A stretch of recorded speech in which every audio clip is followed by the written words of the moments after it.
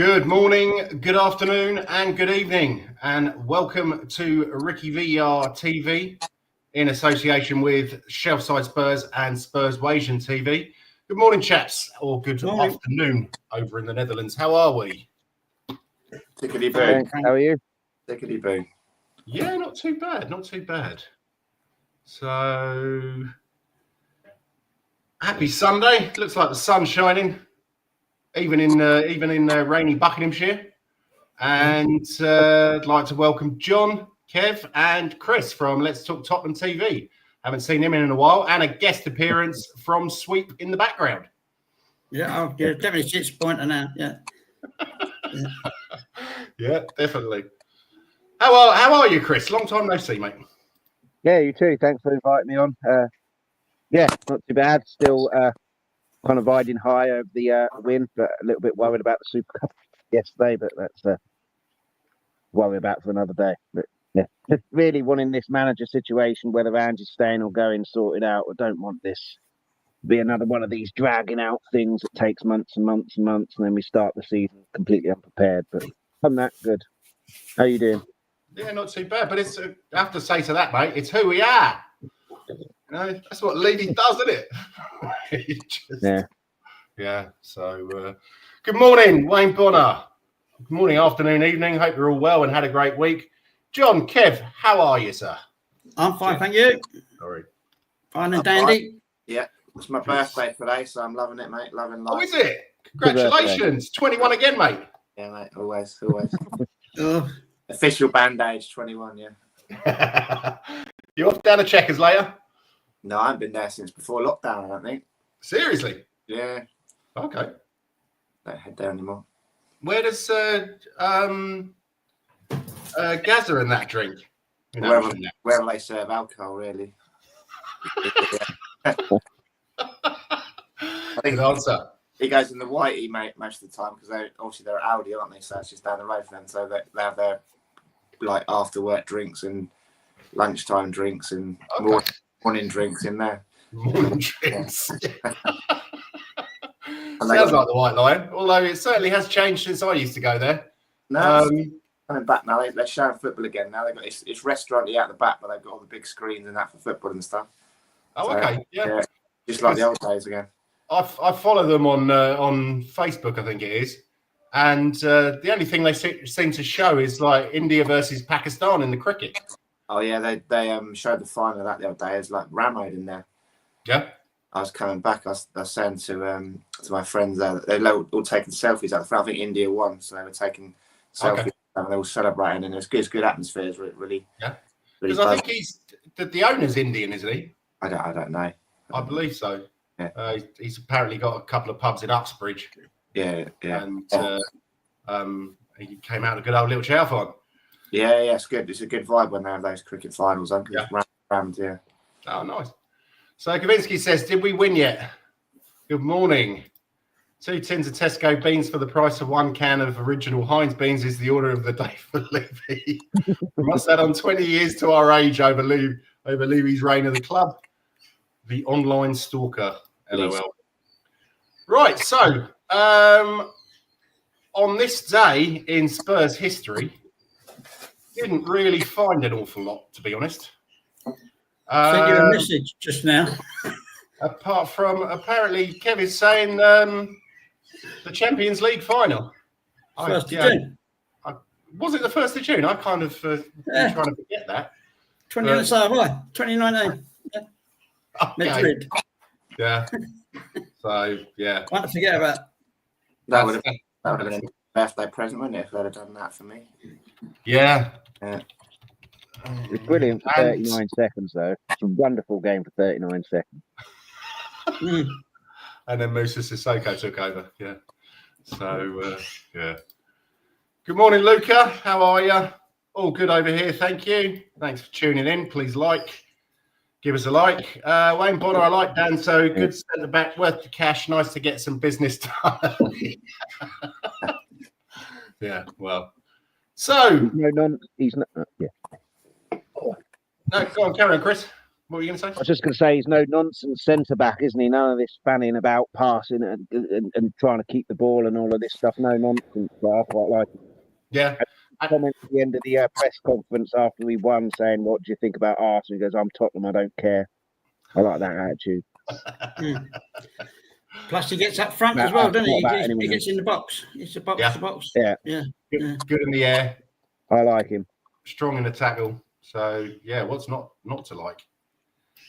Kavinsky says on this day, Harry was giving a speech about he was obviously going to win the Champions League final for us. And Lucas, how Lucas can you go and fuck himself? It wasn't Harry, though, was it? It was Pochettino. So, welcome to the RickyVillaTV end of season awards session. Just like to do a few awards. Sorry, Chris, I didn't send you the list of what we're going to go through. Yeah. So, if you want to just take it off the cuff, or have a Google, or if you can remember. That's what I used to do on my channel. That's why it stopped now. Okay. So, best match of the season. We have West Ham 4-1 on the 19th of October 24. Man City 4-0 November 24. Saints 5-0 December 24. And then Man United 1-0 the 21st of May 2025. Does anyone have any other things that they'd like to vote for? Any other matches? I think you've got all our wins for the entire season on there. Yeah.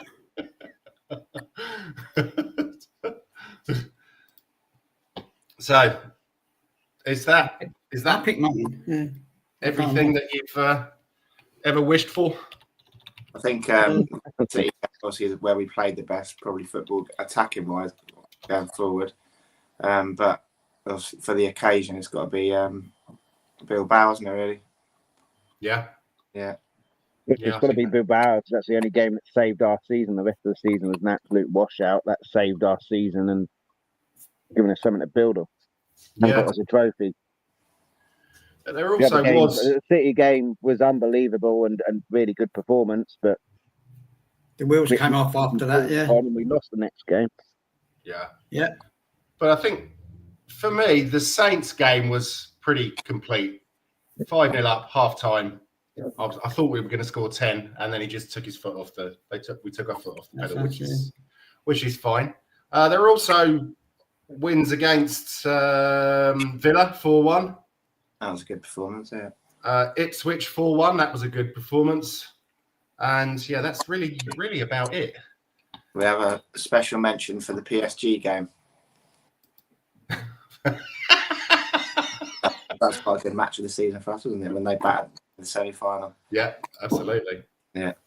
Did you guys watch last night? Yeah. I predicted penalties. I was close. Yeah, normally the Italian teams are good at defending, aren't they? Like you thought it'd be a tight game with an Italian defence involved, but they just got blown away, don't they? Yeah. I think what's happened is Inter PSG have a better midfield against Barcelona. Barcelona went out attacking at them. They picked off the space. Whereas PSG, he's tactically far better, so he's allowed some players to go attacking, but others to keep their shape. And then Inter just didn't really turn up. Really, didn't have an answer. Yeah, I was surprised it was that comprehensive. Yeah. Right. Okay. So, can I have your votes then, please, gentlemen? Bilbao.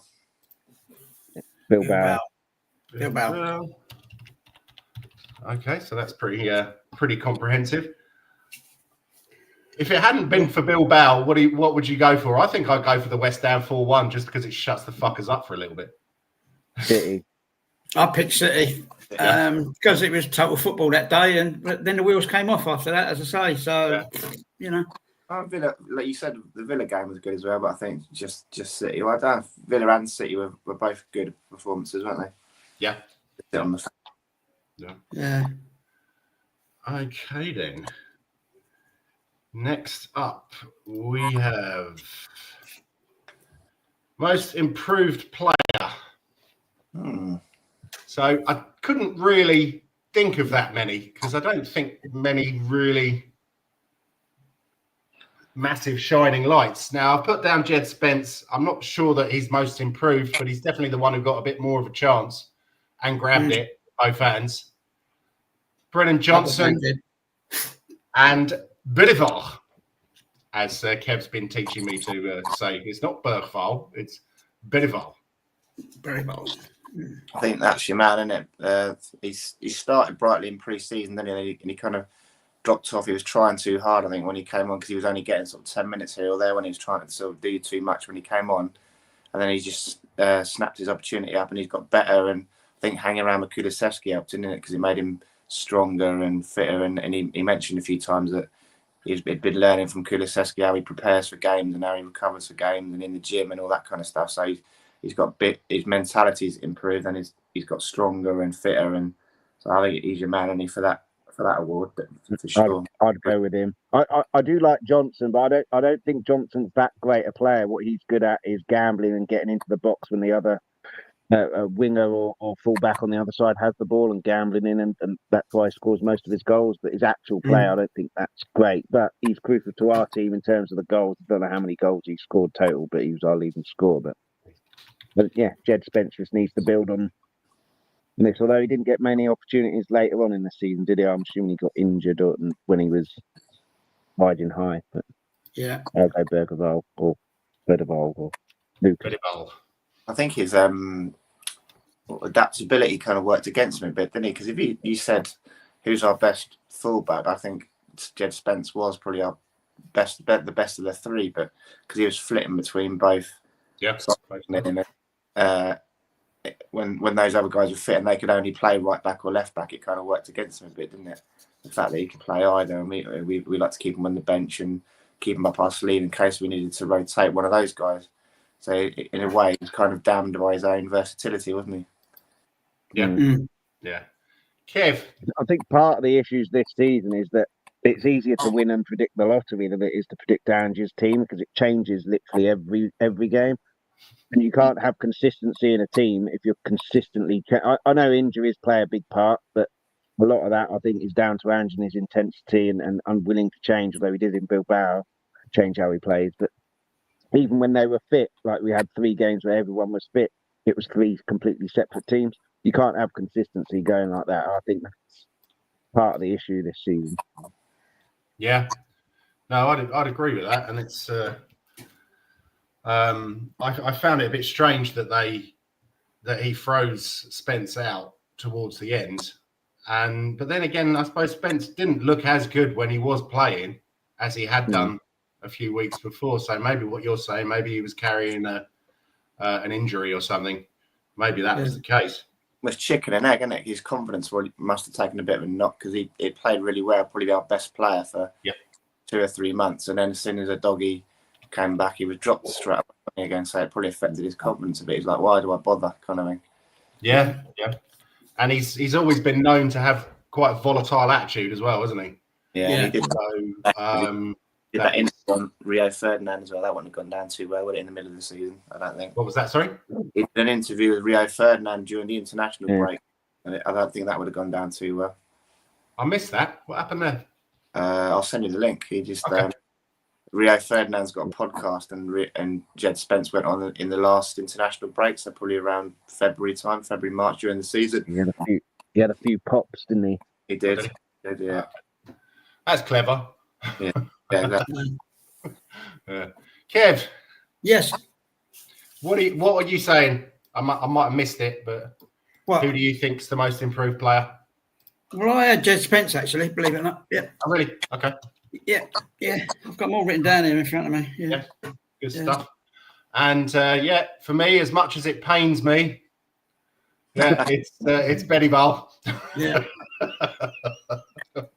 But Wayne says Bergval hands down, adapted quickly and grew. This is actually something that Kev asked me before the show, Kavinsky. It says, does it have to be the men's team? Because Kev wanted to know if we were going to do the women's team. To be honest, I don't watch a lot of women's football. I wouldn't really know who to pick. It's not elite. bit, really. Let's face facts. Sorry? Not elite sport. It's like tiddlywinks, isn't it? Like the Bristol under 13s. It's like not elite sport, is it? Got to get a bit of sexism in on a Sunday afternoon. Sorry. Solanke will be aiming for 11 goals next season. Yeah, bloody hell. Can't have consistency with a forward line like we have. Ange can't wait to get rid of these players to get the jungle music out of the dress, but that's a bit harsh, mate. Anyway, next up, signing of the season. So what I've got there is Bedival, Kinski, Solanke, Danso, Odeber, or Gray. I think you have to look at that one with who's had the most impact on the team. So that's how you go down the route of who's been the best buy, eh? Yeah. Who's coming and had the most impact on the team, and I think there's only one winner on that list. You give good props to Berry, Val, and Gray because they've come in and done really well, haven't they? So, but for me, Solanke, head and shoulders, has had the most impact on the team, hasn't he? Worked his nuts off, and we really miss him when he doesn't play. He affects the way we press from the front, doesn't he? He reminds me of the young Kane. Kane, when he was younger in the Poch, when he came through, would chase down everything. Solanke does exactly the same. It's just Harry had far better supply and didn't really have any injuries. If Solanke was in that team that Kane was in, he'd have easily got 20 goals. I think he's a quality player. He just needs to sort out the injury issues that have plagued the team, really. Yeah. I think because we It is a plague. Yeah, we ran him. If we'd have had him last season when we were free flowing for most part of it, finishing 5th, he'd have scored 20 goals. Yeah, well, as you were saying, if he played in the team that Harry played in, with Ericsson and Walker and Rose flying down the wing, he definitely would have been. Yeah, it's not like he's one of these Andy Cole strikers that misses 3 to get 1, is he? Like most of the time, he's very clinical. So if we create more chances for him, naturally he's going to get more goals, isn't he? Yep. Yeah. But he's put himself in those areas. So I listen to Lineker's podcast with Shearer and Mick Richards. So obviously 2 strikers there. And they always say that time to worry for strikers when you're not getting the chances. And if you're not getting the chances, the tendency is to then lose confidence and not make the runs. You've got to keep making the runs. He still makes the runs. So if he can get a good run in the team, we can get some good players in to give him some supply, he'll easily hit 20 goals next season. I do like that earlier, Dan. I think he could sign him permanently. I do like him. Berdeval will be a top player. Goalkeeper issue, I'm not sure about. And can't remember who said it about Jed Spence versatility maybe hindering him. Archie Gray's exactly the same. I think Archie Gray's played at every position apart from goalkeeper and striker this season. He's a midfielder by trade, but he did really well in defence for someone who's 18 in a struggling team, not his natural position. So I do like him. He just needs to figure out what his position is, and the manager, whoever that is, Ange or someone else, to figure out what his position is and play him in that position. That's the thing that people say that we bought him as a midfielder. We were discussing this last week, but for Leeds last season, he played 30, 40 odd games at right back. So I thought that he was going to be a midfielder. I thought he was going to be something in the vein of Eric Dyer, only a little bit more comfortable on the ball. But yeah, he hasn't really got that chance yet. And to be honest, he's played in midfield a couple of times over the last few weeks. I don't think he really looked that comfortable. But again, you need to get into your groove, don't you? You need to be you need to know. Also on that, I'd say we're a team that are wide open as well and being carved apart by Will, which for an 18-year-old, I think it's probably quite a lot to take on. Although Berdeval's 18, isn't he? And he didn't seem too overawed by it. But yeah, no, that is true. I think the most going back to Solanke, the most impressive thing for me is his strength. He's been battering centre backs. You see when the ball goes out and he's smacked. It's not like it's 50-50 most of the time. He's battering them out of the way and like they're bouncing off him kind of thing, aren't they? So it must be horrible to play against because he doesn't ever give you a moment on the ball, does he? And he's so strong as well, and he can run in behind with his pace. So it must be horrible to play against. Yeah, I think also that causes the problems with injuries, doesn't it? If you're bouncing off players all the time, that's you're probably going to get hurt. I think we ran him into the ground. That was the problem. He had to play every game because we literally had no one else, did we? Yeah. No, that's true because Richie was injured. And do you think we'll get another striker? Just diversifying, not diversifying. Going off on a tangent. Do you think they'll sign another striker, or is it going to be someone who can play in all the positions, attacking right, attacking left? We'll get Harry back 60 million. He's got it out of his system now. Come back home. That'd be nice. Well, I wouldn't pay 60 million for him. No, I think people are saying that actually. What I read, but yeah. But I think we should, whether we will or not, get rid of Richarlison. I like Richarlison, his work ethic and everything, but he's not good enough, unfortunately. So then you bring in another player. Tell, I'm not sure about. Thankfully, we're getting rid of Werner. Yeah, I liked his effort, but again, just nowhere near good enough. Werner. Tell, I'm not sure about. But for me, I'd want another number 9 in. But then will Scarlett get given a chance next season? We've got Jamie Donnelly. Hopefully, he gets in the team. I'm really excited about Jamie Donnelly. And players are kind of 10 or 9. Yeah. So I'd like to see some of the young players who've been out on loan and impressing on loan get a chance. But I'm not sure if Ange is that kind of manager. If it was Poch in charge, he would have done that. He'd have given them chances. But I'm not sure Ange will, or if we get someone else in. I think a lot of it comes down to Richarlison, doesn't it? Like whether he leaves or not. He shouldn't hold power, should he? Really, but I think he does. Whether he decides to go or not, then he's sort of kind of clogging up the whole team. For me, you either get another striker in or give Jamie Donnelly a chance. That's kind of Solanke's understudy, if you like. Because you've got to have young players who come in like that because they're going to be hungry. Kane was exactly the same in 2014, whatever it was. Hungry, pushing Adebayor out. You've got to have that hunger from young players. You don't necessarily get that if you're signed for like 80 million or whatever, just suddenly into the team. You've got to be trying to. We've got him. We've got Alfie Dorrington. I still like Brandon Austin as well. I didn't think he did too much wrong when he played against Newcastle and never played again. Yeah, we've got some really good young players that I'd like to see given a chance. A JJ who scored in Europe. He scored against someone. Scarlett. So I'd like to see these youth players get a chance. How do you ever know if the young players are good enough? You've never given them a chance. Exactly. Yeah. And this is Daniel Levy, who doesn't want to spend any money. If they're good enough, not saying that Jamie Donnelly's going to be another Harry Kane, but if he's like half the player Kane is, that's 60 million you've saved on a striker who can do a job for you. We've said on him, you can use that money to go and buy someone that you actually need, like a defender or goalkeeper. Yeah, we've said on him before many a time, Chris, that Jamie Donnelly was our best player in pre-season last year, and it was weird that he was the one that was allowed to go out on loan, but I guess they just wanted him to have a whole season in competitive. To get kicked and build up his strength and his stamina and stuff. So job done there. And we said it was character building for him as well because he went there, Billy Big Bollocks, and it didn't really work for him early on, and he wasn't getting picked, and there was talk of him sending him back, and then he sort of knuckled down, and he was one of their best players towards the end of the season. So that was very character for him, wasn't it? Yeah, wasn't it City scored from the halfway line in the cup? Yes. It was some Premier League team he scored from the halfway line. He's done it before, so he's got ability. I'd be pretty disappointed if he doesn't get in the first team squad and play a fairly big part next season. I'll be pretty disappointed in that. The Leyton Orient fans thought they were keeping him, Chris. I've got a couple of mates of Leyton Orient fans that are going, if we get promoted, if we win the playoffs, I can see Jamie Donnelly stand. Like, mate, you ain't staying. You lot, don't worry about that. But, I'd be disappointed. Phillips, good defender. Dorrington, good defender.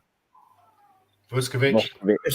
Not sure Jan. Is it Jan, the Korean guy, the winger? Yes, he's still only 17, 18. So, and he played in the QPR first team a fair bit. So that's promising as well. Because if you look at it, Donnelly was playing at League One level, but Yang is playing at Championship level.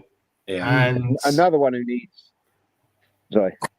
No, go on. No, I was just going to say, from what I hear from the QPR fans, he did okay. Didn't do brilliant. He wasn't tearing up trees like Donnelly and Keeley did, but another one who needs game time next season is Mikey Moore. Some of the crosses he put in, certainly in Europe, the Richarlison scored a goal. I can't remember who against. Unbelievable cross. Young and fearless. Get him on the ball to take people on. he refused to play all those. He had Donnelly, he had Garlett, he had a JJ on the bench, Mikey Moore. Never played him, so I'm not sure he's one of these give youth a chance managers, which would be a real shame because we've got some real quality in that squad and in the 21s. He might be forced to if Daniel doesn't put his hand in his pocket, which is unlikely. But you could argue he was forced, not necessarily Donnelly and stuff because he was on loan, but certainly Mike Moore and a JJ forced to because of the injuries, and he still never played him. Yeah, that's true. I love Son. Agent. Nice to see you, mate. Sorry, I love Son, but he should have been rested for certain games, and Mikey Moore given a chance. Yeah, no, that's very true. But Odebear as well. I think he should have been. He probably should have played a little bit more than he did, but. Maybe again he's a youngster. Maybe they're just trying to blood him. But yeah. Anyway, moving on. Who's the winner, Jens? Sorry. Who's the winner? Who are you going for? Who am I going for? Yeah. Berryville. The Berryville show, is it? Yeah. No, I'm going for Berryville again. Berryville, whatever. I think he's. I think he's done great. Chris, did you give us your vote? I'll go Dom. Who? Solanke, just because we like Dom. Yeah, right. Like John said. Yeah. When he's not playing, we don't have any focal point up top. Yeah. No, it's wishy-washy, isn't it? Yeah. Kiev. Me? Yeah. What did I say? I said Jez Spence. Yeah, sorry, big pardon. No, he wasn't a signing of the season. He came full. So, who do you think out of Bergvall, Kinski, Solanke, Danso, Odebear, and Gray? Gray. Sorry. Gray. Gray down a second. Yeah, you lost me there. Yeah. I've got everything that's right. in the wrong order here on this list I wrote out here. Don't worry about it. Connolly for me is a natural backup for Madison as central attacking midfielder. Yeah, Alfie Devine will also be back. Oh yeah, forgot about him. I said that. I think I said last week that apparently he hadn't really torn up many trees at Bestaloo, but I did a bit of digging and looked at a few ratings online. Apparently, he's played really well. He's played more matches and assisted more. Now, hasn't scored more than Vuskovic, but I mean, Vuskovic is a freak of nature, isn't he? A centre back who scores like 9 goals. It's not necessarily about playing well; it's getting experience. Harry Kane never really did that much on loan, and that's true. He hasn't done too bad. Yeah, and it's a big upheaval, isn't it? I think he's Hemel Hempstead or something, isn't he? Divine, and then heading over to Belgium. I live in the Netherlands, and I know that all Belgian people are proper weird. So, it must have been an experience. Mayonnaise with his chips, fucking hell. Depends if you're Flemish or Walloon, doesn't it? Eh? Well, no, that's that is true. The French ones are the biggest weirdos, but I think he was in the Flemish part. So. Okay, then we got everybody. We got myself, Bergvall, Kev Gray, LJ Solanke, Chris Solanke, and Wayne Bonner said Gray as well. So nice one. Next up, lone player of the season, in and out. So we pretty much discussed a few of these players. But apart from Solomon and Abbott, what are your thoughts on that, Kev? I'll let you go first on this one. Well, we discussed him a minute ago, and I said to myself, Danso, I know he only come in at Christmas in the January window, but I picked him out because some people were laughing at him and saying he's not doing this, he's not doing that. He's doing exactly what he's been bought for, as far as I can see. He's got a great header on him. He stood toe-to-toe with Maguire in that cameo he came on in the final, but he covers a hell of a lot of ground, and he's quite bloody strong. So I can't fault him. Anyone else? So, Yang needs to hang out with Don Bailey for a year and go on a hard course of downing double Whopper king-size burgers for a year to put some meat on his bones. Easy, Tiger. Yeah. John. You got to give a special mention to Keeley. I think he set a record for for Latin, and I think it was 9 games in a row with 9 clean sheets in a row. That takes some. Goalkeeper in competitive league and cup football. Jamie Donnelly, as I say, for his character to come back from there, he wasn't really going very well. So I don't know if someone sat him down at the club or his parents or what and said, "Look, mate, you're here for the year. Knuckle down. Don't waste your opportunity. It doesn't look good if you like throw your toys out and just come running back to your loan club, does it?" So he did well to recover and be their probably best player, I think. Like Kev said, Danso alone for that header in the final there, that really came on those last 10 minutes or whatever to win those headers at the back post when they were trying to overload Maguire and stuff like that. We'll always remember him fondly. He went for those headers at the end of the game. There, exactly what he wanted. Yusuf, like you say, scored a shed ton of goals, and as a centre back. Solomon's done really well. I mean, Solomon, the idea we've said before, haven't we? Like it was a no-brainer to send him out after his knee injury to just get a whole. And I think he's done the whole year, hasn't he, without any injuries. So he showed that his knee is strong and recovered, and he's obviously pulled up a load of trees, hasn't he? Like scored loads of goals. I think the Leeds fans love him. I think the key to any loan deal is at the end of it whether the club want to keep him. And I said Donnelly and Keeley, Leighton Orient want to keep them, don't they? And I think Solomon, the Leeds fans, want to keep him, don't they? So he's done really well. Yeah, they do. So who are you going for then, Sean? I think because of the overall circumstances of the loan deal, of the obstacles you have to overcome. I'm a big fan of Jamie Donnelly anyway. So as I touched on a minute ago, I think he was our best player in pre-season last year, wasn't he? And I think he should have had a chance this year in the first team. So I think he's a special player, to be honest. Nice one. Chris, what do you reckon? In Danstar, I think he's been quality and just no nonsense. Knows what needs to be done. Out, same as John Donnelly, I think he's going to be a quality player if he can get his chances and take his chances. And like I said, I'll be pretty disappointed if Jamie Donnelly doesn't get chances in the first team next season. Yeah. Alrighty then. So was that Donnelly or Danso? Well, we'll just have one in and one out. The in, Danso, and out, Donnelly. Okay. Yeah, sounds good. Defense, yeah. Okay.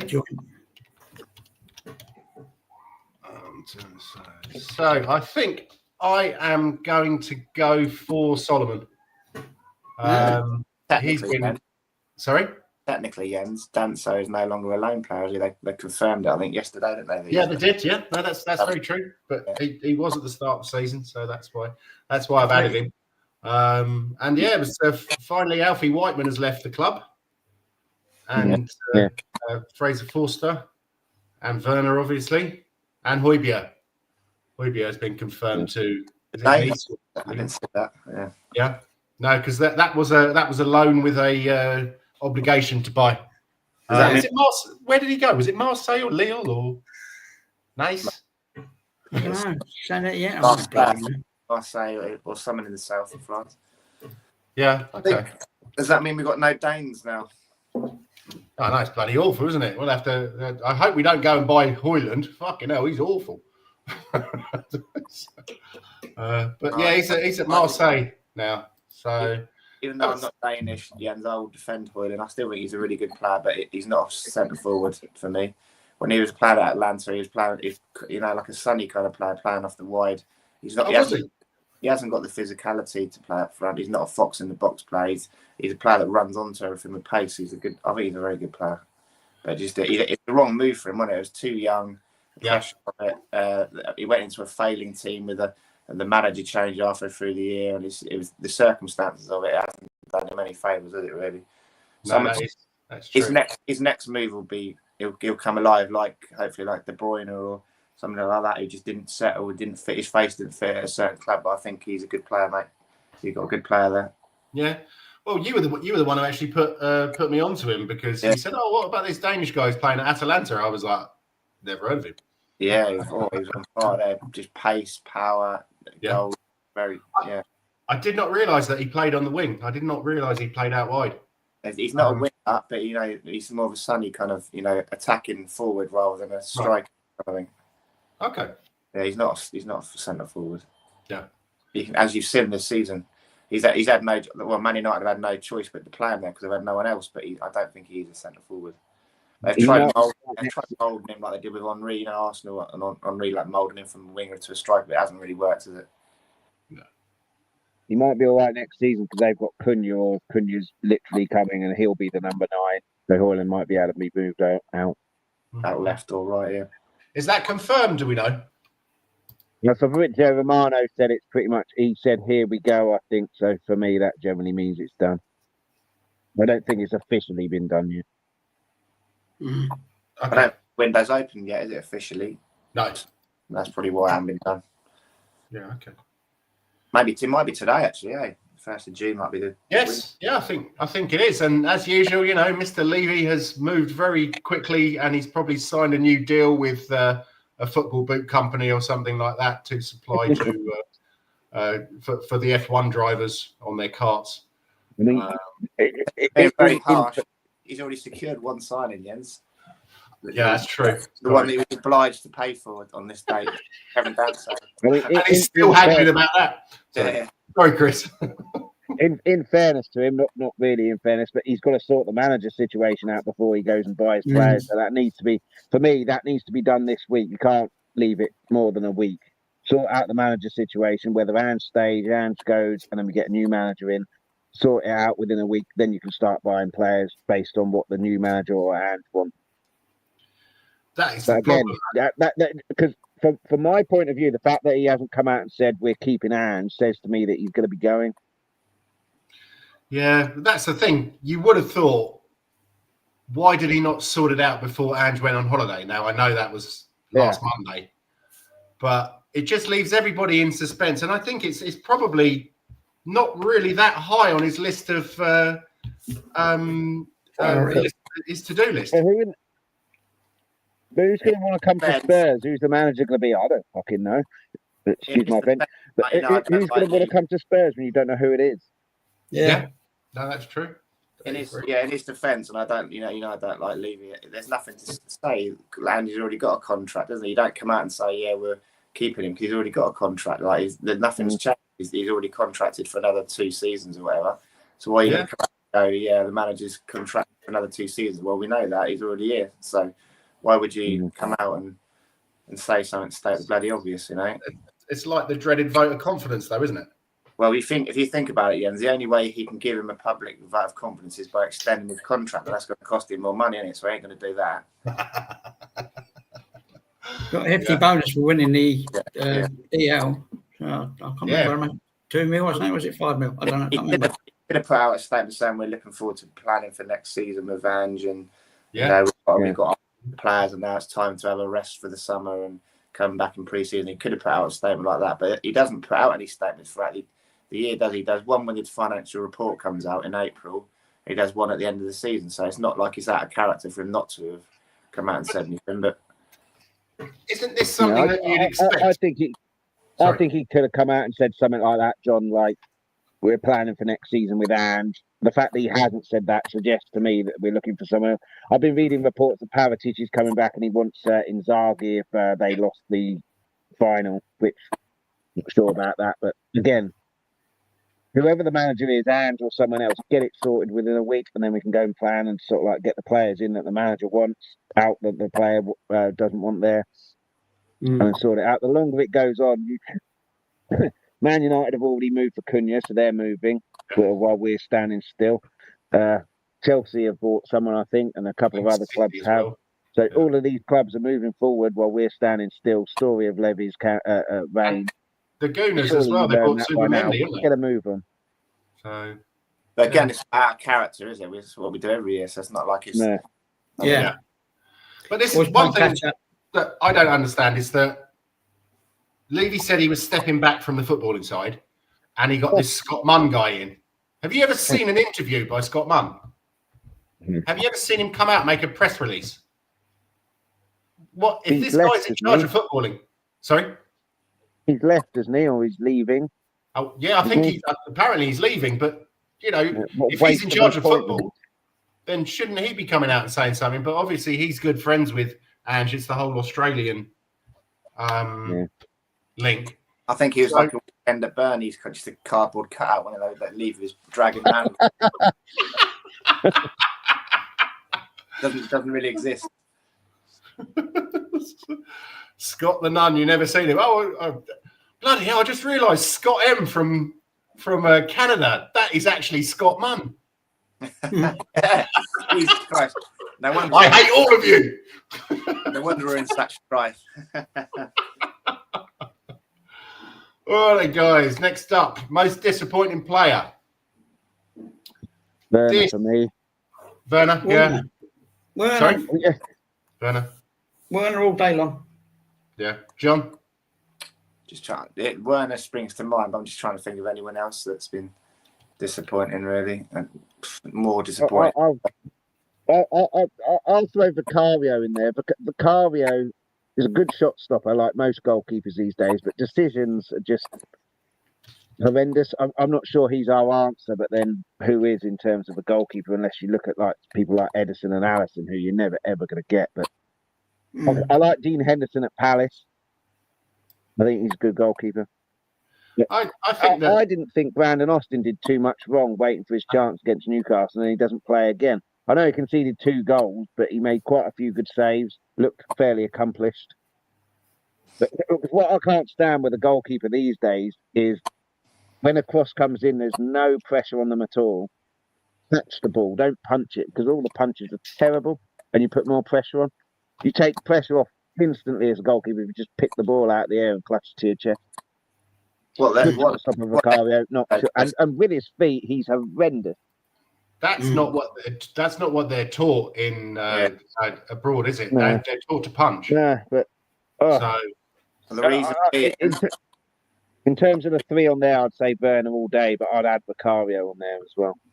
Okay. I asked the goalkeeper coach why they do that, and it's because of the risk of dropping the ball. If you catch it and then when you land, if you connect with anyone on the way down or afterwards when you land, there's an impact on the ground, and there's the possibility you'll spill the ball into a dangerous area with you on the ground out of the goal. So that's why the continental keepers like to punch it to get it out of the area, and creep and get it as far away from the area as possible. Yeah.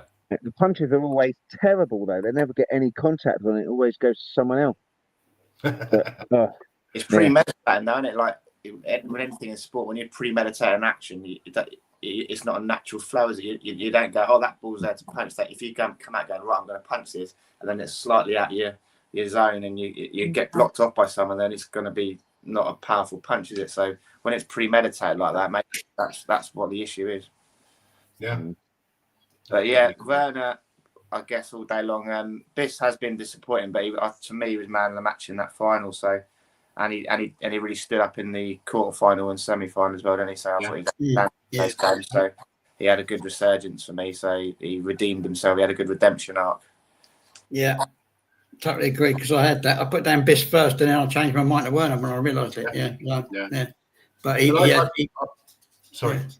I was just saying he pulled it together, as John said, at the end. Yeah. I put Porro on there. Go on, Jens.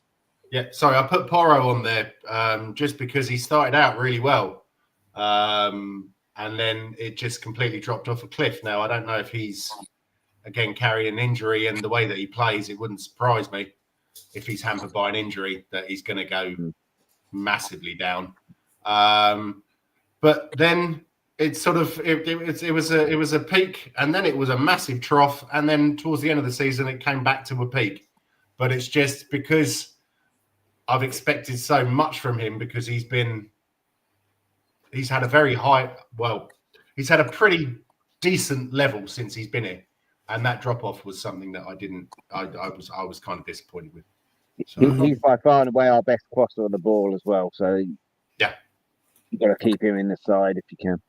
The most worrying thing about Werner was his mentality, wasn't it? That he came on a couple of games, did really well. He skinned a couple of players in that Man City game. He skinned somebody at the end there. Kyle Walker, wasn't it? He skinned Kyle Walker. Yeah, did really well. Then the next game he came on, he thought, he's going to be flying. His confidence is going to be high. He's going to hit the ground running, and he was pathetic, wasn't he? And then that cup game when he played him and with all the youngsters, and then Ange pulled him off at half time and said that's not the attitude you should be sending to youngsters, moping and sulking because you're playing in a cup game with all the youngsters, and you're an experienced international player. He pretty much called him out, didn't he? Saying that's not the right mentality to have in front of all these youngsters, to think I'm better than this, I shouldn't be playing. Yet his performances on the pitch didn't demand that he was playing in the first team, did it? He needed to work his way back in with these sort of secondary games and stuff, and so that was the most concerning thing, that he just couldn't take any momentum forward. When he came on and had a good performance, the next game he'd be straight back to his awful self again, and he didn't ever build on that. He just couldn't get any confidence going, could he, at all? Broken penny, any whatever the saying is. Yeah, I think it's a shame because he seems like a really nice guy, Yeah. and he definitely has the skill. He just doesn't have it up here, which I can imagine it's very difficult to play with that pressure in the Premier League in front of millions of people. Yeah, some people do have it, and other people don't. And I think maybe he used to have it when he was younger, but something's happened along the way. It's strange. It is also strange though, because at Leipzig he did really well for a couple of seasons, but then they're loaning him out. So maybe they know something that we didn't, and it's just not very brave on the ball, is he? Sometimes you want him to get it and go, and he would cut back and play like a nice, safe Sessignon pass, as I like to call it. But he just didn't ever. Yeah, it's just lack of bravery when on the ball sometimes. For a big experienced international player, you wanted more, didn't you? Really? Yeah. It's fear, though, isn't it? It's fear of losing the ball over. Let's try and a risk of doing something with it, which he did that against Man City. Carl Walker skinned him. I think he put a goal on a plate, someone at the end, didn't he, with that? Yeah. But yeah, just get the ball, run with it, take people on. You've got this pace, but every time, apart from one game or here or there, he gets the ball, turns around, passes it back to whoever the fullback is, because then he keeps the ball. It's the fear of taking a risk. Yeah. I don't know. For me, that's a mentality thing.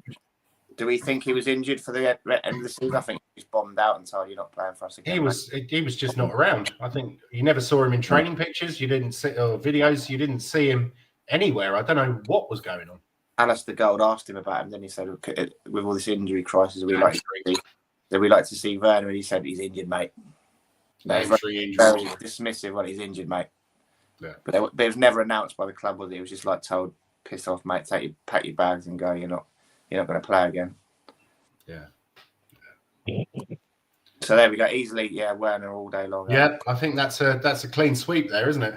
He'll always be remembered for saying Booscamps. Booscamps. Oh, instead of Goosebumps. No, yeah, he said Booscamps though. Yeah. That's probably something down the King's Road in Chelsea, isn't it? That they say. Top of my road, I think it's on that parade or something. He said it's after the final. I don't know when it was, but whatever. Yeah, but with the trophy celebration, he was right at the front. I was like, seriously, bruv? You've hardly played, and you pushed right to the front. Fucking hell! Did he win any trophies with Chelsea? Yeah, he got Champions League. Yeah, really? Okay. Yeah. I think he put out a tweet the other day saying not bad for a bum or something like that, a picture of him with his Champions League and his Europa League. He did nothing to win that Europa League, did he, at all? But did he not put a cross in for a goal? I seem to remember. Did he score? But yeah, I know what you mean. Yeah. Kavinsky says, good coach tells you to keep your eye on the ball and shoot. Never mind about anything else. It's the simple things you need to focus on. Basuma needs a good DM behind him so he can have a free role at playing as a number 8 to progress the ball forward. I think that's where he was best, Basuma, when he was at Brighton, when he had someone doing the defensive work for him.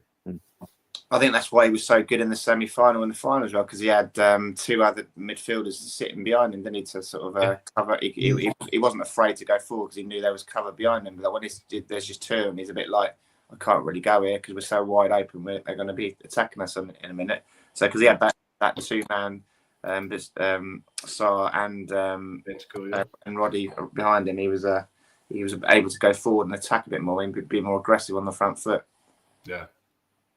Do we think he's consistent enough though, or do you think? Well, as you just said, John, it's because he's worried about. Well, it's the changing of the team. In number 8, he would, if he's got support behind him, I think it'd be, if he had like a big, stronger sort of Dembele or a Wanyama behind him, he'd be able to have a bit more freedom to go and play on the front foot a bit more. What were you going to say, Chris? I think most of the players don't really know what they're doing because sometimes he has someone behind him, sometimes he has someone with him, sometimes he's the one at the behind. So many times the team changes, not just the personnel, but the shape constantly. I don't think players know what they're doing. Football. I'm not sure that the manager knows what he's doing, but anyway, we'll get onto that later. And in terms of consistency with like Odebert, for example, he plays one game, doesn't play for 3, then plays one game, doesn't play for 3. You can't get consistency in your own performance like that. And when he plays in those 2 games, the shape and everything is completely different. So in terms of Basuma, I agree with everything that's been said, but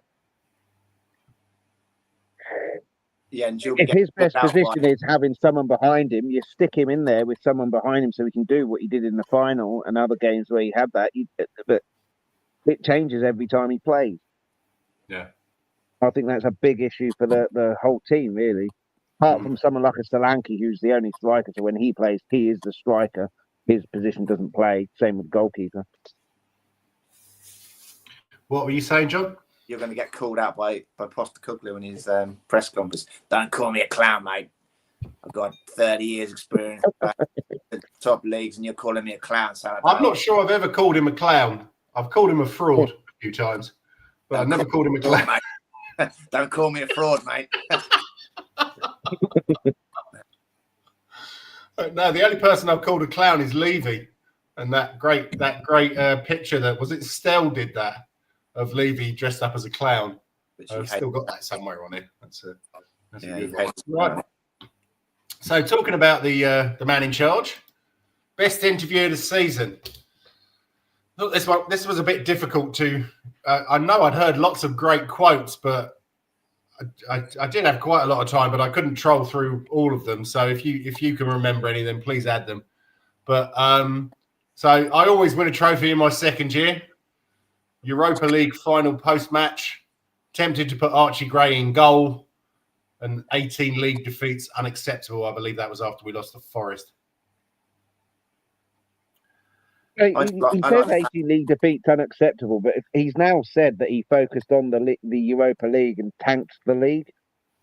So if it was that unacceptable, he'd have been focusing on both. And I suppose you have to say what he did was right because we're in the Champions League and we saved our season. But I did like what he said at the parade as well, that season in TV show season 3 is better than season 2. But I think he's just a motivational speaker, really. I don't think tactically he's really got what it takes at this top level. Because if he's in charge and we play the way that we have most of the season against PSG, we will be killed. Yep. We're better than mate. Better than mate.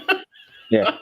I do like some of the I always win in my second year and season 3 is better than season 2. I do like those two. But that 18 league defeats unacceptable. He's contradicted himself quite a few times over the last season and this season, saying that we last season I think he said we've struggled because we've only been in one competition. Now we're struggling because we're in 2 and things like that. I think last season as well, he said when there was talk about refereeing decisions have gone against your way, what do you think? And he was all very complimentary about the referees. And then I think it was a Newcastle game saying that we're playing an uphill battle this season. So he's definitely cracked this season and felt the pressure. I think tactically he's not really there because in his previous jobs he hasn't had to have a plan B because his players have been better than the rest, and the gap between the top team, which is his team, and the lesser teams is huge. Premier League, anyone can beat anyone.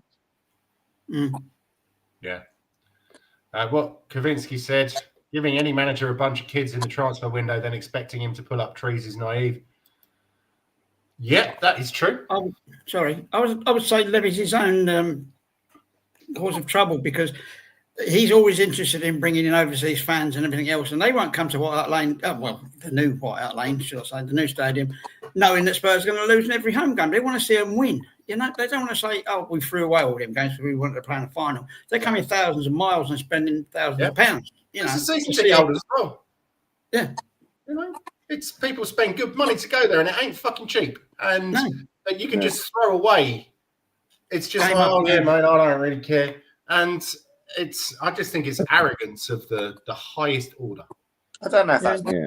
true. Jens, if you were going to America to watch, you'd never been to America before and you wanted to go and see Chicago Bulls, I think New York going Knicks, to the mate. States- We lost last night, but that's where I want to go. They're going. Who do you support? Is it the Bulls, Chicago Bulls, or? Yes, yeah. So if you've never been to America before and you're going to America, all you're interested in is going to their stadium and buying a shirt there and taking a picture with the Michael Jordan statue and stuff like that. You're not really give a shit about whether you lose. It's not the end. It's not be all and end all if you lose, is it? One game. No, that's fair enough. But the season ticket holders who pay good money and they go, well, even the ones who go home and away, that he's basically sacked off. You want to. I have to say that towards the end of my time when I was going to Tottenham, it was more to come and see you, John, and Gaza and Showbiz and that lot, rather than watch the football. It was just to have a couple of beers and it was more of a social thing. Social thing, yeah. So maybe I'm wrong then. That's The issue I've got with the league tanking the league is that if you believe reports that came out, Jose Mourinho got sacked before the League Cup final for doing exactly the same thing by playing a weaker team in the league to best players for the League Cup. The issue there is it's obvious to see why he was sacked and Ange isn't, because Ange has done it and got us into the Champions League, which gives us more money. Jose was just winning a League Cup, which doesn't get you into the Champions League, and sacrificing the Champions League because we were close to there in the league. But you can't say 18 league defeats is unacceptable and then tanking the next 4. I have liked the way he's defended us in the media the last couple of months. I like saying about the narrative that's always putting negative on Tottenham and stuff like that. And that Wenger one was the best one for me when he was complaining that the team that wins the Europa Cup shouldn't get Champions League place, and he just said, "Well, the rules are made 10 months ago. I didn't see him moaning then. That's only because Tottenham are involved and they're going to benefit from the decision that he's now having a moan at." Like it's always the same media. It's like it's painted to put pressure on us and to portray us in a negative light. He doesn't understand. Quite against it. It's nice to have a manager that's throwing punches back again, you know. Yeah, no, that's true. I also think it was a lot of it was because Man United as well, and they are very popular, but they're also hated massively. So you've got a lot of press coming out saying, why are these two guys getting in? And poor Arsenal, they had to. They nearly got there. The light bulb didn't work. No one moans as well. Sorry. Go on, Chris. You can carry on. Yeah, the funny thing for me in that semi-final was when they had Rio Ferdinand, Owen Hargreaves and Paul Scholes in the BT studios, and that after both teams had won their semi-finals, they were going, "I can't see past Man United in that final because their midfield is just far superior to Tottenham." I was thinking, what the fuck are you smoking? The Man United midfield is superior to ours. We had Basuma, Berryvale at the time pulling up trees, didn't we? And obviously Rodrigo there, and Kulusevski playing there. I was like, our midfield's much better than theirs. What kind of blinkered bias bullshit are you? And they had Casemiro. Ericsson wasn't really playing, were they? And then a couple of youngsters. It's like their midfield is not superior to ours in any way. Well, they're just deluded, aren't they? Yeah. No, they just seem to think because they're Man United, they can just breeze past you. But that might have been a few years ago with Mr. Ferguson. Fernandes is a top player. He didn't turn up in the tournament in the final though. If he'd have turned up, we'd have been in trouble. The thing that makes me carry on. I was just going to say the thing that makes me laugh about Wenger's comment is no one was moaning about this 10 years ago when that rule was made, and no one moans about the fact that there's 6 teams from England, 4 teams from Spain and Italy in a competition called the Champions League, where most of those teams haven't won anything. No one moans about that at all. The Champions League should be like it used to be for the champions of each individual country, and that's it. No one moans about that. It's not the Champions League anymore. It's essentially a Super League without the name. Yep, that is very true. So diverging a little bit. Do you think Davis is staying? He wasn't on the release list as of yet. Nice to see you, Glenn Hoddle 11. We looked that up last week, didn't we? So they triggered the extension to the end of next season. So I think they would let him leave though if he gets a good, just out of loyalty for him. He's been here 11 years, hasn't he? If Wrexham did make him a good player in the Championship, it'd probably be captain. Many of them, I think, their most experienced player if they do get promoted, or they do get promoted. So I think it'd be a good fit for him. But he is a Swansea fan, so he's obviously got to decide whether he wants to affect his legacy with the Swansea supporters and his time there, hasn't he? Have they got much of a rivalry? I know it's in Wales, but I know the big one's north, one's south. Wrexham up north near Liverpool. Wrexham, Cardiff, and Swansea hate each other. They're pretty vicious. Yeah. Okay. Kavinsky says, well, we've got 4 European trophies now. We're known as a cup team. We have trophies to prove it, despite Levy and Sugar. You're fired. 2 League Cups, 8 FA Cups, 2 League titles, 8 FA Cups, 4 League Cups, and 4 European trophies. Isn't the worst in Europe by far. No, absolutely. That's it. I think we're pretty good. Hence the reason we have this top 4 nonsense. Okay, then. Next up. Save the season. Vicario versus Sancho at Chelsea in April. All right. Kinski versus Rodgers, Aston Villa, February. Vicario versus Fernandes, Man United in the final. And VDV versus Hoyland, Man United in the final. You stitched me up there, you did. And you didn't say it could be a player as opposed to a goalkeeper. He's done you, Kev. He's done you. Sorry, Kev. Don't get angry, please. Well, I had Vicario down, but now I've just seen VDV and his high kicking. Yeah. Well, that was the thing. Again, unless I wanted to watch hours and hours of footage, I kind of the Vicario versus Sancho was a bit special, as was the Kinski versus Rodgers. Yeah. The one against Fernandes in the final, it was a good save, but I don't think it was, outstanding. You expect him to save that one? Job to save it. That's Roy Keane would say. What's that? It's his job to save chances. It's his job.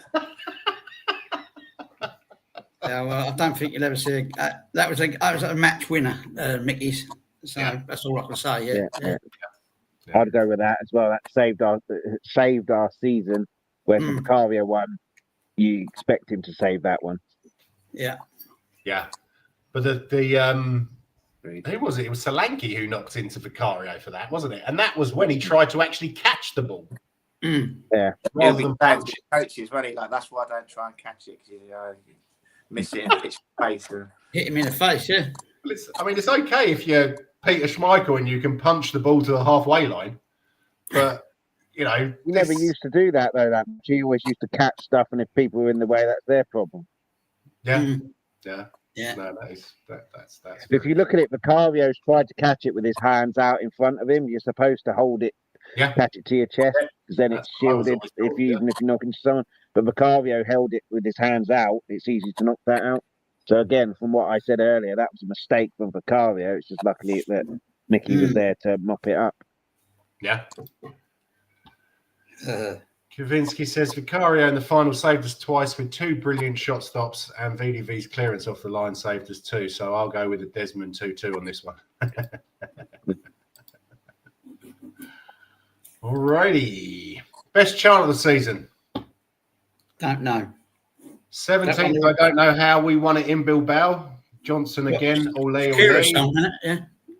Yeah, Johnson's on fire. Your defence is terrified.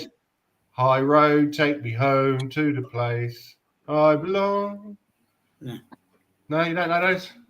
That's why they're kind of new chants. I could have gone with "Come on, you Spurs" and I'm too old for that. I'd go with one of the middle ones just because Johnson's had a bit of a rough ride. He was a lot of criticism from fans in the past, certainly last season, and then he's been one of our best players in terms of goal output and everything like that, although I don't think he's the greatest player, but in terms of gambling and doing what he's supposed to as a winger and then getting plaudits for it now after the amount of criticism he's had, I'll go with one in the middle too. Oh, I forgot about this one. I quite like that one. Worst chant ever. I don't care about Levy. He don't care about me. All I care about is Kulusevski. I think that is quite a good one, yeah. Fuck that chant annoyed me so much. Yeah, I think you need to smoke some weed or something, Kavinsky. You seem to be getting very upset. Have some CBD gummies. That's the easy way. I'm abstaining for this week because I know nothing about these chants these days. Oh, really? I have to Yeah. say, I really like the one to what's her name? Shakira's tune. Yeah. 17, I don't know how. We won it in Bilbao. I thought that was quite imaginative. That's the reason we lost that last league game, isn't it? Because if we had gone up to 16th, it wouldn't have had the same ring to it, would it? Yeah. It would have still worked, but you know. Yeah, no, that's true. That's very true. Moving on. Moving on. But I quite like the High Road Take Me Home because I like that song. It's a John Denver song, isn't it? Yeah, we sing that in our jamming group every week at work. Sorry? We sing that in our jamming group every week. Oh, really? Yeah, it's good for harmonies. 3 or 4 ways. Yeah. I forgot to. I know you showed us some videos. They look good, but how did it go? You enjoy it? I don't like to talk about myself. Yeah. It's all about Tottenham here. Okay. If you want to see, go to Instagram and then put in Thrown Like Owls, and you can see loads of clips and loads of motivational, trying to get you to buy T-shirts and stuff. Have you got any 2XL T-shirts? Yeah, we got 2 XLs. Yeah. I'll buy one. Yeah. I'll set one aside for you. Nice one. Cheers. Because I've turned into a right fat fucker. So sorry. I just thought the heights. That was all. There's the longer bit of material in it for there. Yeah. Alrighty then. Worst match of the season. Too many to mention, really. Oh yeah, good God. How long have we got? Brighton 3-2, Ipswich 2-1, Liverpool all of the games, Everton 3-2, Leicester 2-1, and Wolves 4-2. Actually, there's one that stands out there. It's that semi-final at Liverpool away. I mean, like the Sky guys were saying at the time, like, look at the players, the fear in their eyes. They've lost it before they even started the game, had they? And it was just pathetic, wasn't it? At Liverpool semi-final, we were 1-0 up. We just went up there and spanked the place out, and we mentality more than lack of performance. For me, that was a big disappointing moment in that team. You know, it showed that there was still a fragility there and a weakness mentally. I mean, for me, it was a Liverpool game, but not that one. It was the 6-3 because that was the game where I lost all confidence in Ange there because we got absolutely battered in that first half. Should have been out of sight, Liverpool, and then Maddison claws it back and gives us a hope. And take it easy for 5 minutes until half time, but no, he's still bombing people forward, concede a third, and then that's game over. That just lost all confidence for me in his game management, his tactics, and everything like that, and stubbornness, and that was a real all of that. Even though, like John said, the Liverpool semi-final, if you can't get yourself fired up for a semi-final, then there's something wrong. But yeah, that 6-3 just. That was when I lost all confidence in Ange. That's the first time that we've gone head to head with someone in the last couple of years where, you know, we've battered Man City, we've battered Man United loads of times, we beat Liverpool a couple of times. That's the first time we've been head to head with a team, and we actually played quite well, and they just wiped the floor with us, didn't they? So for me, that was a sign of intent from Liverpool to say how good they were. To be honest, that day they were really good, and I thought, oh, that's a bit scary. We didn't play that badly when we started the game, and they just picked us off and beat us fairly easily. So I thought they're the real deal. That for them, that was a statement game, I think. Can I go off script with this one? I've got Tamworth. Yeah. That is a very, very. It was just a plastic pitch. Had to go to extra time to win it. You know, you couldn't beat, you know, bus conductors and bus drivers and dentists and whatever. You know, one of them. You know, I couldn't believe it. That was we were really low. That's why the cup football's so good in it, because you got players moping and players that egos bruised because I should be playing in this, you know, with the stiffs and getting this game against these lower league teams. So they're not motivated. They don't put in that extra 10%, do they? And there's that drop off in their mentality and their desire. And then the non-league team are like, I reckon this is my big day on the telly. You know, and their adrenaline surging, and then like all their family are watching, all their friends are watching, and this is my big break against the big teams. And that drop from Tottenham and the lift from Samuel is what makes cup football so good, isn't it? You always fancy the lower teams to pick off a scalp. Yeah, but yeah, we were shit, Kev, weren't we? Now that was pretty shocking. Thanks for that. I hadn't thought of that at all. Yeah, but I did put down Brighton as a backup. They went 2-0 up and losing it 3-2. We're good at that. We are pretty good at that. As we said last week, though, Kev, I've got a certain sympathy for that Brighton game because that was individual errors. That was the dog he shanked one back across the pitch. Then 5 minutes into the second half, that was an individual error, and then there was another. So we switched off 5 minutes later. So from cruising at 2-0, then it's 2-2. I don't think we played that badly in the first half. It's just that capitulation in the second half, which was all down to individual errors, to be honest. Which is why I think Ange said afterwards I wasn't too bothered by the performance because he thought we played quite well, but it was individual errors. Yeah. So that one's a bit forgivable because it wasn't really. Kavinsky is saying, didn't we score before the 90th minute against Tampax against Tamworth? No, we went into extra time, mate. As far as I know, it did. Yeah, it was. Guys, I'm getting back late for my brothers because it was like the extra 0-0 time. Yeah, it was. Yeah. So, Peter Gahigias, sorry if I've butchered your last name, mate. Welcome. Let's get Poch back. Then we can have another 5+ years of jack shit. Now, I'll say from that, you're probably Australian. So, yeah, no worries. Kavinsky, how many games did we lose by just 1-0? I heard 16 games, but is this true? Anyone got the stats on that one? I think, does he mean by 1 goal? Because we lost a lot of games by 1 goal. 1-0, 2-1, 3-2, yeah. Yeah. So, no, I'm going for the... Oh, Jesus Christ. Yeah, I think Everton. Because that's another bad one, yeah. They came out of the traps and they just absolutely destroyed us. How we got it back to 3-2, I have no clue. But... that was a noise, wasn't it? They were always going to have a bit of the new manager bounce, wasn't it? And surely you have to know that that's going to happen as a team and a manager and everything like that. But it didn't turn out. But that was in the kind of tanking era, tanking the league era of the season, wasn't it? Yeah. Tamworth was 3-0 after extra time. An own goal, Kulusevski and Johnson. But that was extra time, wasn't it? It was full time was 0-0, wasn't it? Yeah. So that is mental. I think we're the only ones that lost to Leicester as well, weren't we? Pretty much for most of the season. Like lost, one. I mean, I'll give a special mention to Ipswich and Leicester because I went to those 2 sodding games. I hope they'll win this season. That's soul destroying. Oh, yeah, Jonah. Come on, lads, we want a rebuild, but without the pain. Oh, come on, mate. There's no point in being a Tottenham fan without the pain. We're all masochists. You know that. Yeah. The journey's more important than the destination. Absolutely. The friends are more important. The people you meet along the way. So, young player of the season. Not too odd. Has to be Berdeval. He's the only one who's played most games. Yeah. Any kind of level. Yeah. Yeah. Archie Gray for stepping in when we needed him as well. Yeah, Mikey Moore as well, I think, because he's only 17 and he's definitely stepped up. Good player. But, he hasn't had enough chances, though, Mikey Moore. Needed more chances. Yes. I think he got screwed by that illness he had, didn't he? Glandular fever or whatever he has. It just took all his energy away, didn't it? Sort of hit him when he was just starting to build a bit of momentum. Yeah. He did play in one of those defeats, didn't he? And he kind of got the blame. He got hauled off at half time, but anyone could have been taken off at half time in that game because they're all equally as bad, weren't they? It's a bit harsh to take the youngsters.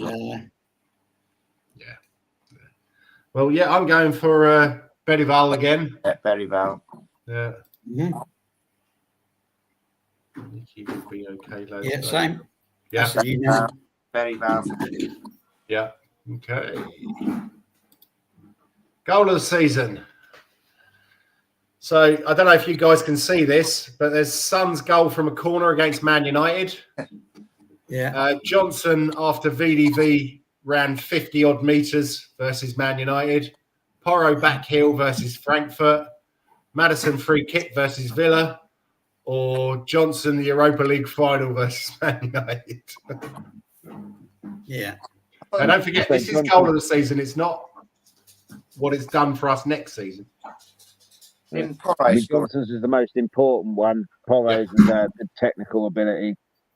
Johnson's one was just him doing what I've said before, getting into the positions when someone on the other side has the ball. Tom's corner was a freak, but I'll go Madison just because I think free kicks always look good. I don't think the keeper moved either, so it always makes it look better. But Mikey Moore's goal in the European game. Which one was that? Don't remember that. And that would be the one when JJ scored as well. I can't remember. And Scarlett. Oh yes, yeah. Yeah, Jay's goal was pretty bloody special as well, though, wasn't it? He took it out on the touchline, ran in, passed the ball, got it laid off, and then that was a nice goal. It was Alkmaar, was it, or Karabag? I can't remember. That was Alkmaar, wasn't it? Yeah. There was also a goal towards the season where all 11 players were involved, weren't they? And we kept the ball for about 2 minutes before scoring. That was a good team goal as well. And then Porro scored one from range, didn't he? Like a scorcher from about 30 yards. That was an FA Cup, wasn't it? Yeah. I'm going to have to jump off the end, I'm afraid. Sorry? I'm just going to have to jump off, I'm afraid. Thanks, Chris. Nice to see you. Yeah, you too. Cheers for having me on, Jens, and cheers, John. Cheers, Kev. Thank you. Always a pleasure to see you, and I'll send you a link, and if you're free on the Sundays, we're probably not going to be doing this until pre-season, or maybe the Super Cup, whenever that is. That's pre-season. August the 13th. August. The Wednesday night. Oh, okay. Yeah. Well, I won't be doing a Wednesday night one, but we'll do it the Sunday after, probably, to dissect. Anytime you want me on, just chuck me a link, and if I'm around, I'll jump on. Nice one. Always a pleasure, and never a chore, mate. Take care. So, nice one. Have a good rest of the weekend. Give Sweep a big cuddle from me. Will do. Cheers, guys. Take care. Now what we got? So Madison run on from the long pass to him in the European game. He got 2 goals similar to the one. Nice. Lots of good goals to choose from. There were quite a few, weren't there? Saar got some. Yeah, that's true as well. Yeah. I probably need to spend more time researching these shows. Next year I'll start 2 weeks before. We've covered lots of extra goals thanks to the talking point, haven't we? So within the guys in the chat, they brought up some other good ones, and so we've covered a lot of the good ones now, haven't we? OJ. That was a Jai, yeah. Johnson scored a good one as well. And he cut in left foot. He's actually scored some pretty nice goals, not so much because of the finish, but because of the play. Well, no, then again, he's scored a couple from the edge of the area, hasn't he? Where he's just like stroked it into the bottom corner. Yeah.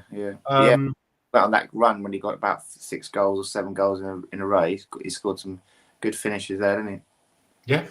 So let's put it this way: we've been lucky enough to watch a lot of good goals this season. We have actually, yes. And it's amazing that we only went down to minus goal difference on the last day of the season, considering the 17th. Unreal. Yeah. And we were talking about it last week. John said, "No, we won't go negative." Yeah, right. Famous last words. I knew it. Didn't I get the score right as well, Kev? I said 4-2, didn't I? Or it was 4. Was it 4-1 in the end? I don't know. Yeah, it's 4-1. Yeah. I had a feeling we'd switch off towards the end and Yeah. Okay, but this is the penultimate award. Sorry, just looking at a goal. Sorry, season. Bedival, Johnson, Van der Ven, Udogi, Madison, Porro, Solanke, Romero, or Kulu. Kev. I've done a little bit of research on this this morning. Not a lot. I didn't have a lot of time, but Porro I'm going to go for because of the amount of minutes he put in. His 2,600 minutes or something. I can't remember. Oh, really? In all competitions. It's a lot. That's carrying injuries and whatever and not selected and whatever. So how much did Simon Says pay you then? Who? What? You remember Simon? He loved Porro, didn't he? So sorry. Yeah. Oh, you lost me there. Yeah, sorry. Yeah. I don't know. That's I good really acting must there. watch him. He didn't play me anything. No, but yeah, he was an all-star. Through and through. Yeah. Madison is POTA player of the season. For me, he's our best player by far. He makes us tick, but he's playing with a lack of quality up front. I don't know who this. He had some bad games, Madison. He Yeah. wasn't interested. Yeah. I said to somebody at some point, I don't know if it was on one of the forums or whatever, I said, but he looked like he lost interest.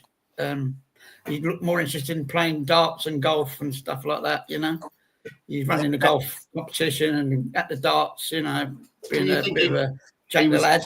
He was kind of going into Dele Alli territory. That's what I thought. I could see it. I thought I could see it. But no. You have said at the time, though, that the Leicester fans had warned us that when he gets injured, it takes him ages to get back up to stride again. So he had that bad injury, didn't he? He was out for a while. And it took him a while to just get the match fitness and the sharpness back again, which really affected the season, I think. Yeah. They had some games. That's the nature of the beast as a creative midfielder. And some games you're not going to see a lot of the ball and you can't make a lot of things happen. And you can kind of by a few times, isn't it? Yeah. Yeah, fair point. Well, I'm going to go next, and we'll leave you to do the finale, John. But as much as it pains me, I've had a heavy heart the whole season. I'm going Kulusevski. Another Swede. Okay. I think that everybody has had peaks and troughs this season, but I think he's been our most consistent player. And he gives his all the time. He's got an attitude that I think is absolutely brilliant. That he will run after the ball. He's skillful. He can score goals, but he can defend. He harasses people. He presses well. I'd say that he's my player of the season. Now I'm going to have to leave now, guys, because I need to go and shower because I feel dirty. In his last game that he played for us, he came on the pitch. I can't think who it was against and what it was, but he wasn't right from the off. I could see in the tunnel he was like struggling, and then he came on and he came off before half time. Then he injured, and that was him. He was out for the final then after that. But I can't remember which game it was. But he didn't look right. Back, legs, groin, pelvis. I don't know what it was, but that was probably because Ange told him to run it off. It was a broken leg, and he said, "Oh, go on, run up and down the touchline a couple of times." Yeah, there's a match winner there. We'll put him out. We've only got one leg, as you say. Disappointed with that. But it's interesting. Kavinsky says, "Fuck no, he's the reason our forward attacks break down so much because he hangs on to the ball too long. Hard worker, but a low IQ player." I don't agree with that. I think he sets up a lot of chances, scores a few goals. So I disagree. Yeah. So John. Yeah. What you got? I was about to say I echo wholeheartedly your sentiments that the way you described Kulusevski's season was beautifully put for me. I can't really add to that. I think I agree with that being our player of the season. Obviously, he missed a bit of football towards the end with his injury, but the consistency and his impact on the team and his attitude, like you say, his mentality and his work rate, for me, he's been overall. If you look at the season as a whole, not just little patches here or there, I think he's been our most consistent, best player. So, and it's testament to him that how much I like Solanke as well. Yeah, Solanke's work rate, attitude, and strength and fitness to get through as many games as he did. And then I think I just put Kulusevski just ahead of Solanke. Bergvall from January onwards did really well, didn't he? But looking at the season as a whole, I think Kulusevski is our player of the season for me. Yeah, nice one. Okay, so we have one more, just as a little extra. The manager of the season. No. Best wallpaper. Not your green screen. Lovely. I like it. Make sure Eugene gets a copy of that. And Brian de Gaulle. I certainly will. They'll vote for it. Pink Rose. Yeah.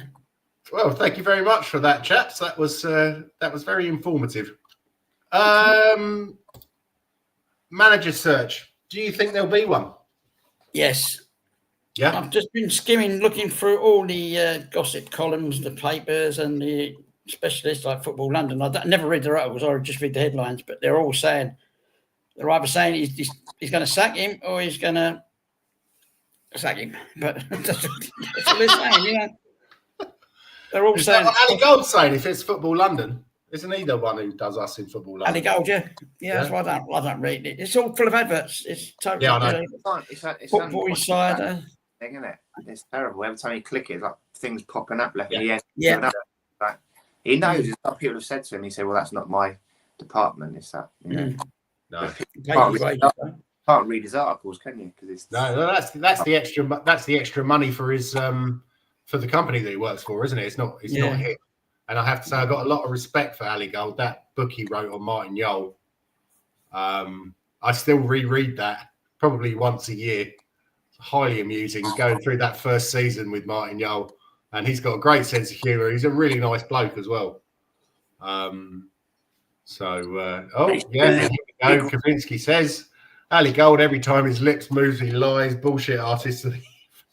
Thanks, so he was good at Spurs. But see, I've just seen another article from the same from Football London again saying Postecoglou is going to get 4 new players for next season on the same today's date as well. So which one's the fucking truth? You know? Yeah. One they're sacking him, and 2 he's getting 4 new players. It's quite clever in a way, Kevin, because it means you've got to keep looking. Oh, what's going to happen tomorrow? So you'll go back to Football London and see has there been any update? Is he staying or is he going? It's quite clever in a way. Yeah. I'll only read the headline. I won't read the article. Yeah. Save me a lot of them. Yeah, Martin Yole's still in Chigwell. I don't know he's still got a house. I saw an interview with Ben. He was on with Ben and Sim the other day, and I still have a house in Chigwell. I still live there. Yeah. Chigwell. Gosh. It's not sexy football no more. Transfer rumours. Xavi Simons. Who? Xavi Simons. Oh yeah. The Gold will make a good roll of toilet paper. Yeah. Okay. As Brian says, until they're Barcelona, is he? Worth listening to. Xavi? I'm not. No, he's. Where does he play? Leipzig. Leipzig. He's a Dutch player. Came from Ajax. Plays at Leipzig. Was also at Paris Saint-Germain. He's an attacking midfielder, winger. Another one of the young, arrogant Dutch players. Not really sure that. I don't know if he's left-footed or right-footed. If he was to come in and play on the right, then yeah, okay. But left, we seem to be a little bit overloaded there at the moment, don't we? Especially if Sun stays on for another season. But sorry, I digress. The manager search. Who, if he does leave, who the fuck are we going to get? Now, this is something I don't understand. Everyone's saying, "Oh, fucking hell, Angie's fucking shit." Blah blah blah. Not everyone, but a lot of people saying Angie's fucking shit. And then you get linked to another manager. Oh, fuck me, I don't want him. People like Frank Irioli and stuff like that. And I'm like, yeah, but you're saying that Angie's shit, but you don't want one of these other managers. Who are you expecting to come here? Are you expecting to get? I don't even know who Barcelona's manager is at the moment. Are you expecting to get? Who's the Paris Saint-Germain manager? I don't know them, but you're not going to get the people who are winning in Europe because A, they don't make money, and B, they know about Levy. Yeah, they will do. They wouldn't touch him with a barge pole. Exactly. So, me, myself, and I, obviously being a very proud Dane, I'd like Thomas Frank, but I keep hearing these people say, "Oh, fuck that! Oh, he's not good enough for us." And I don't know nothing about him. So who is he? Who is it? Who's it going to be? Or do you think we're going to stick with Ange? Yeah. You get the likes of Ancelotti and that. They're too old now. You know, he's a great manager in his time. He's won probably everything. You know, He's gone to Argentina, I think, isn't he, or something like that? One of the South American teams. Who's that? Sorry, Ancelotti. Yes, yeah, I think he's gone to Brazil, hasn't he? Brazil. Oh, Brazil is it? Yeah, one of them. Yeah. Which that'll be interesting to see because he's notable for his defensive style and going to Brazil where they want to play beautiful football. Samba football, yeah, all day long. Yeah. John, you're very quiet over there. What do you think? I don't care. No one can succeed under Levy, so it's a waste of time. And whoever it is going to fail. They'll get underinvested. It's the bottom line. Yeah. It doesn't matter who's in charge, is it? Well, that twat's there. It's a poison chalice. It really is. Yeah. But that's the thing. When Poch was here, we almost did do something, and we have just won our first trophy since that magnificent day. It will appeal to someone who's only interested in the money because you know you're not going to get time to build a team or a squad, and you're going to have a good payday because you're going to get sacked 18 months into a 4-year contract, aren't you? So you only attract people that aren't interested in standing. You set up for life, whatever you do. But don't you think it might also be interesting to a young manager who's thinking, well, I've had a bit of success here, but I'm going to Tottenham and they're in the Premier League. About Rasmus Højlund, it's a bad career move for you, isn't it? If you're a young up-and-coming manager, you want to go right to the top. Why are you going to go to Tottenham and ruin your reputation? Because you're not going to get the players you want, and you're not going to get backed, and you're going to get sacked after 18 months, and you're going to have to build your reputation back up again, aren't you? Yeah, but did that? I don't think that really happened with. I suppose it did happen with Nuno, and obviously, but yeah, with Pochettino, he went away with his reputation enhanced. Postecoglou, I don't think really. Yeah, no, I suppose you're right. I'm trying to find positives. The problem you've got as well is that there's got to be a lot of pressure on anyone that comes in after Ange, because if he starts badly, everyone's going to be saying, "You Levy, you fucking idiot! You shouldn't have sacked Ange. We just had a winning manager and da da da." So it's going to be under a lot of pressure to hit the ground running as well. And if you're going to have to rebuild the team and remold it in your own style and your own, nature, it's going to take time, isn't it, to get going again. And then he's going to be under instant pressure if he starts badly, because of everyone be saying, "Oh, you shouldn't have sacked Ange," kind of thing. So yet again, Levy's fucking. It's all about money and lack of spending. And what's the Ipswich manager, McKenna, isn't it? He was touted at one time, I think. Yeah. Oh, he's ex-Spurs player. I think he was under 18s manager or coach or something. One of them, yeah. And he's highly rated. What have they done? Yeah. Poch is doing nothing with his team. He'd need to be backed properly. I'm not so sure about that. I think we got a young team, and Poch had a young team.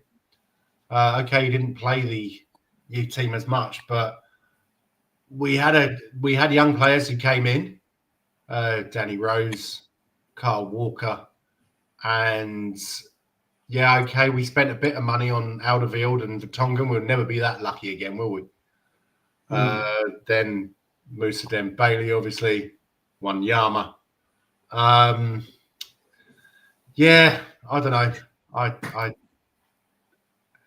I'm really not sure because, I'm not the biggest fan of Ange, but I don't really see where we go. And now he's here.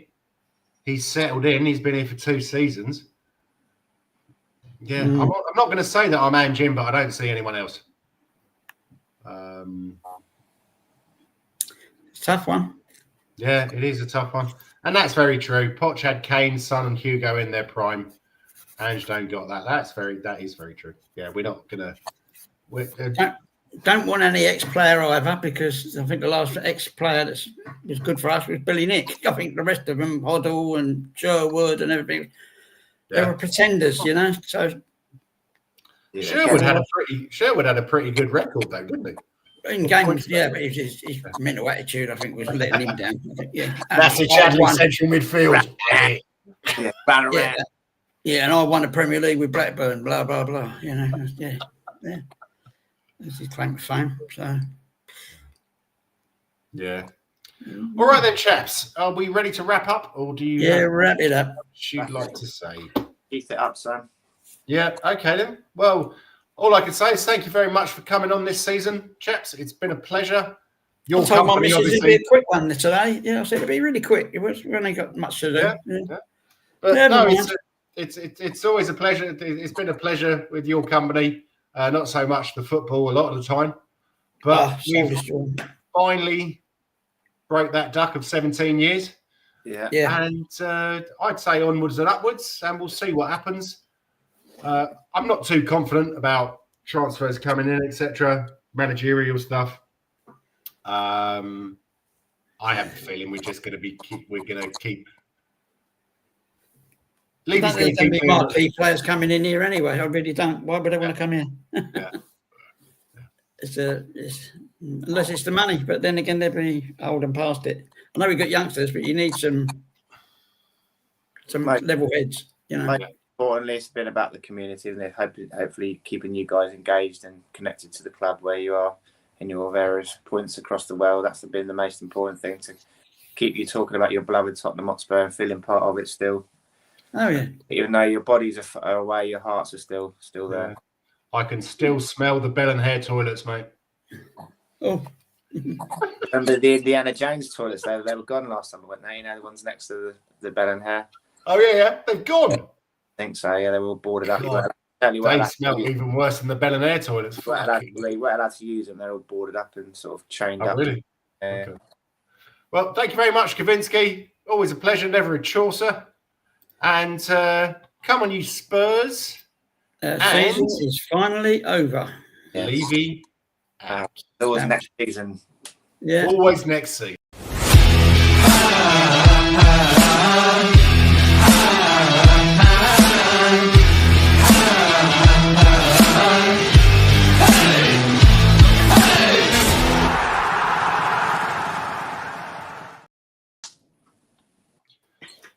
Thank you.